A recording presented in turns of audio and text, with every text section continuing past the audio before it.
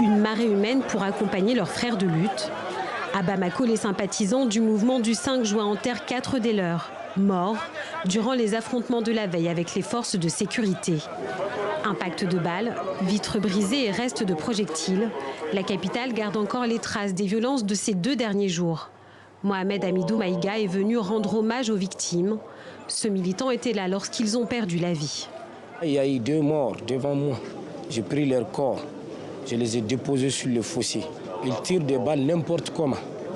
Et là, il faut que la communauté internationale et que les Maliens puissent témoigner que le président Ibrahim Boubacar Keïta, qu'on ne considère plus comme président depuis le vendredi, en train de tuer les Maliens. Dans la foule, certains ne parviennent pas à contenir leurs larmes. Ici, à quelques pas de la maison de l'imam Dicko, la colère ne retombe pas. Samedi soir, le président Ibrahim Boubacar Keïta a lancé un appel au calme. Et ce dimanche, le leader de la contestation lui emboîte le pas. Il faut nécessairement bannir la violence dans nos actions. Mais notre détermination pour ce combat est inébranlable. Nous sommes là. Le combat que nous menons, c'est pour restaurer la nation malienne. Le mouvement dit être entré en désobéissance civile. Plusieurs dirigeants de cette coalition hétéroclite sont toujours en détention.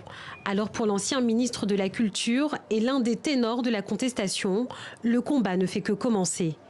La figure d'Ibrahim Boubacar Keïta cristallise tous les mécontentements. Nous allons continuer jusqu'à sa démission et à la démission de son régime. Il n'y a pas d'autre solution. Le peuple est mobilisé, pas seulement à Bamako, mais dans toutes les grandes villes du Mali. Et déjà, le spectre d'un embrasement du pays inquiète ses voisins. Pour sortir de la crise, le président Keïta a annoncé la dissolution de la Cour constitutionnelle, très décriée. Un geste loin de calmer la contestation.